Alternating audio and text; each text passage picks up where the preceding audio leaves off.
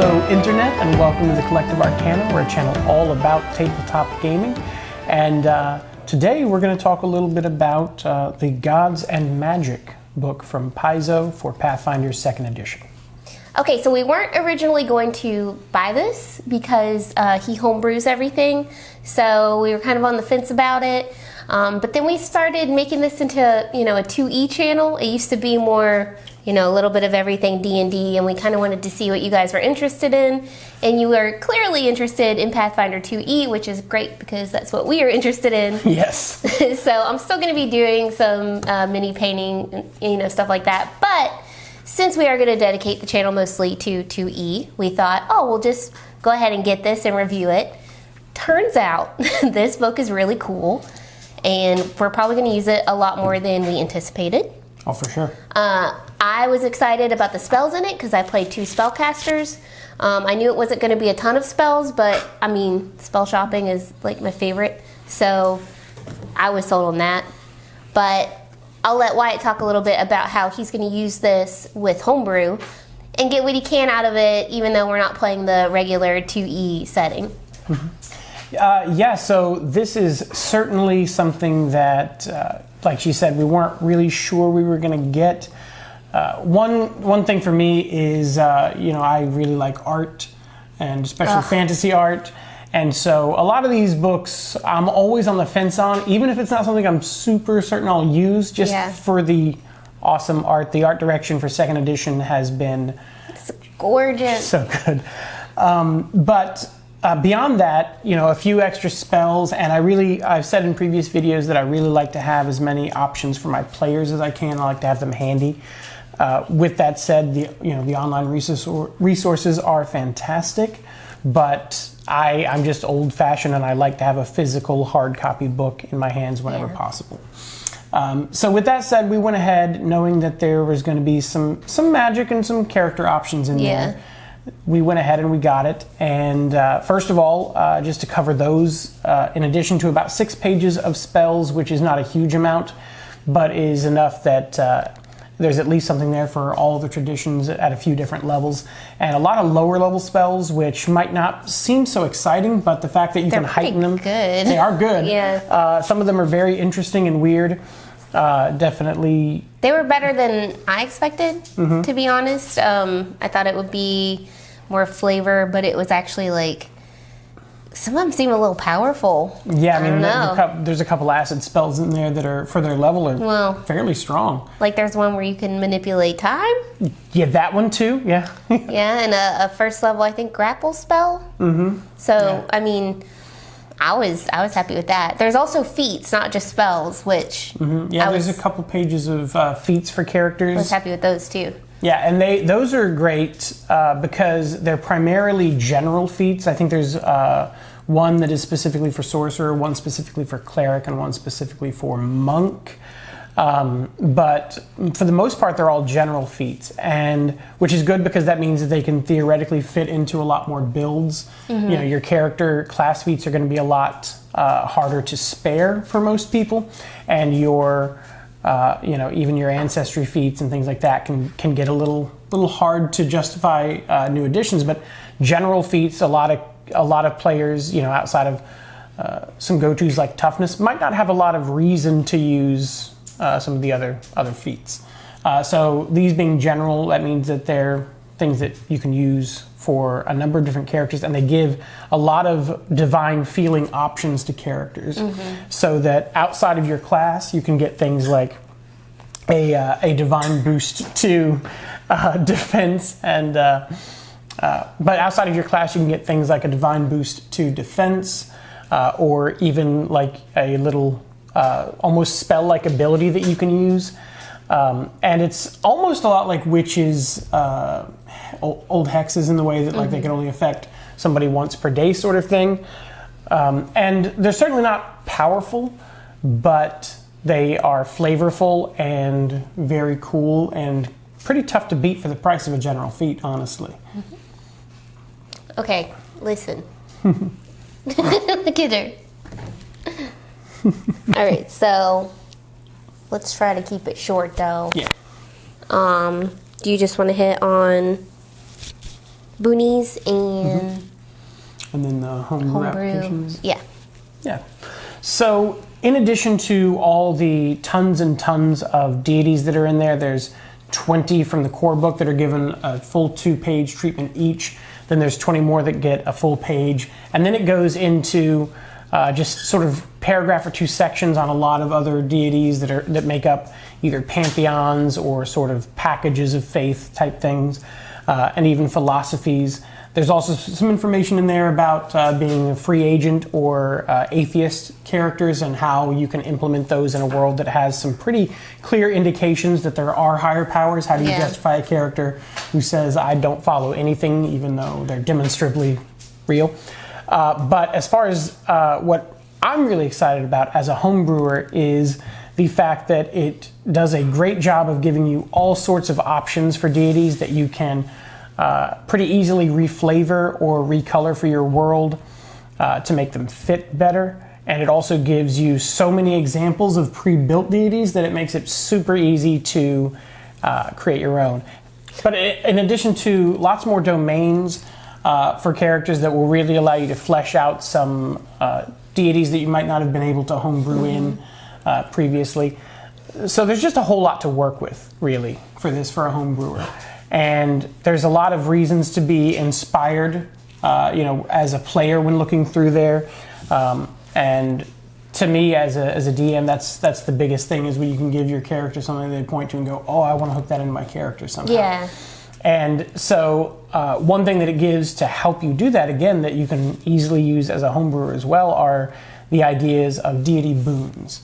And so what that is if you've done something that gains a deity's favor, even if it's not necessarily a deity that you follow, but maybe one that just happens to like, something that you've recently done, or you inadvertently, in hunting down this big bad, accidentally drove them out of this ancient temple to Sarenrae or whatever your homebrew deity is. And now, while you don't necessarily worship that deity is appreciative and will give you some sort of boon that can vary up to 3 stages. Or maybe you've upset a deity and you can get some sort of... Some of those are fun to read through. Yeah. Even if you don't plan on using it, just reading through those, that was fun in itself. I mean, some of those boons and those, I can't remember the term they use, but those penalties that they give you, those are plot hooks in and of themselves. Like you a can have curse a whole, or something? I'm not sure if that's the term they use. I could be, it sounds right, but I could just be thinking of the Oracle and their curses. But yeah, so that's a whole adventure in and of themselves, trying to, either receive one of those boons or relieve yourself of one of those maladies. It is curse.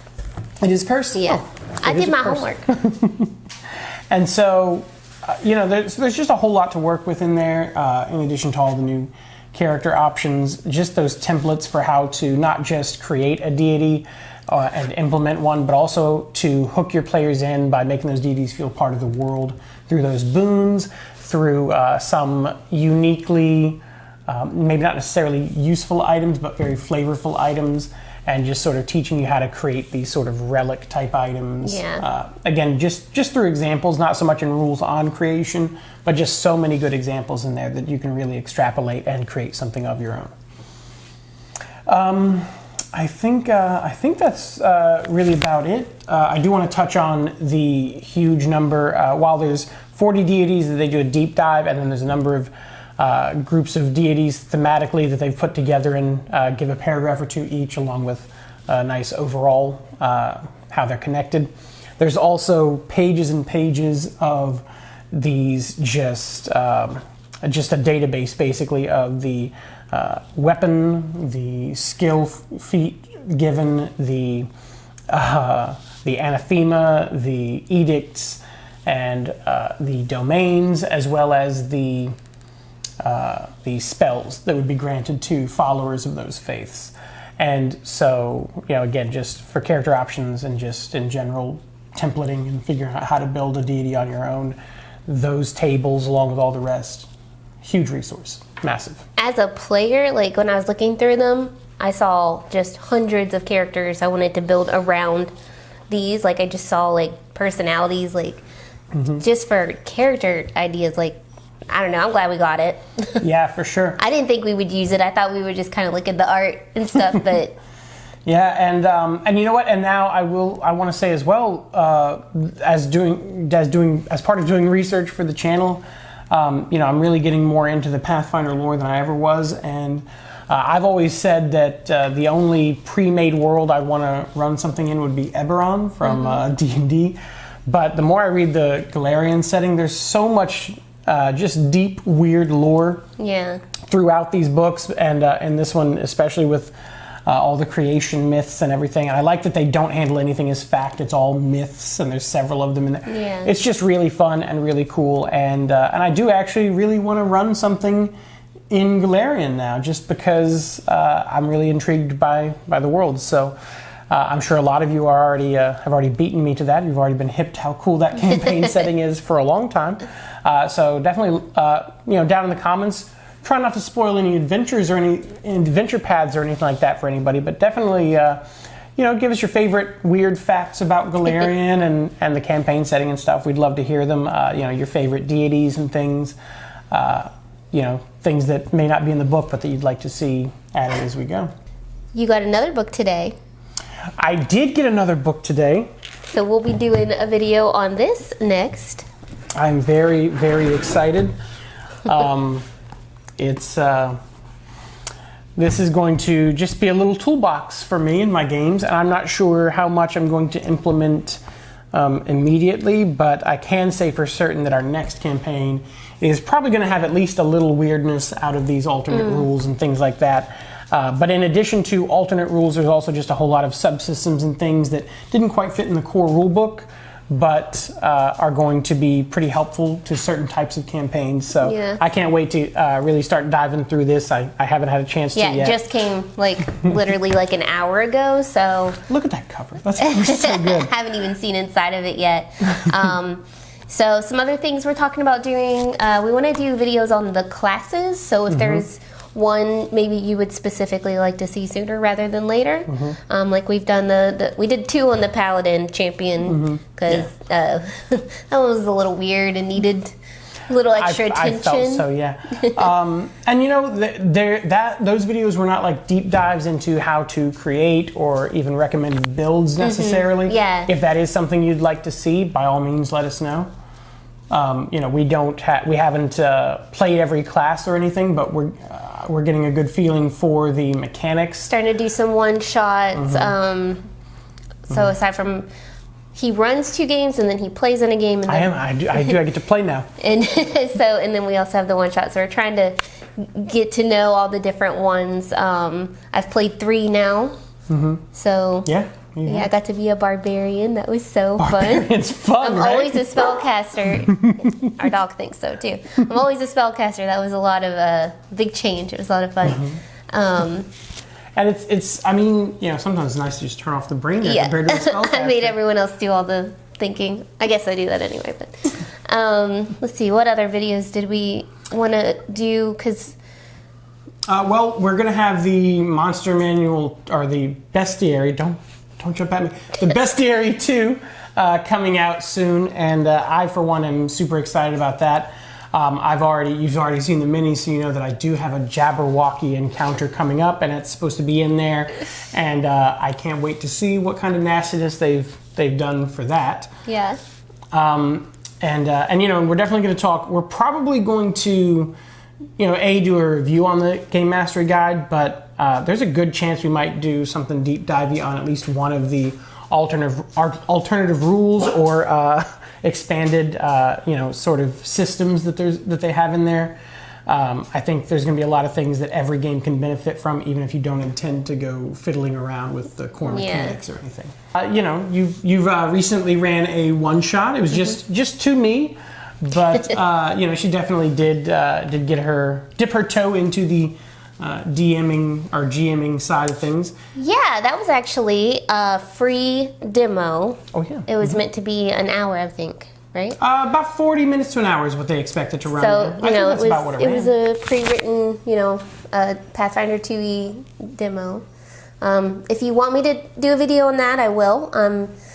it would be from the perspective of a brand new DM, somebody who's only been playing for about a year and a half, trying out DMing. I have a feeling that most of our viewers are in deep like you, though. So I don't know if that's something you guys would want to see, but let me know. Well, that's the thing is, a lot of people, even if they've been playing for a long time, they might have still never DM'd. Yeah. So I think I think a lot of people will be excited for you to report back in on how that went and your continued journey, because I do think you're going to try to run an adventure for like an actual group in the future, right? She was really excited on the day. Now. I was gonna do 5e. We started a series, so I might finish that series and do the 5e. But I'm more comfortable with 2e because that's what I play. Yeah. But I already started the series on 5th edition, so.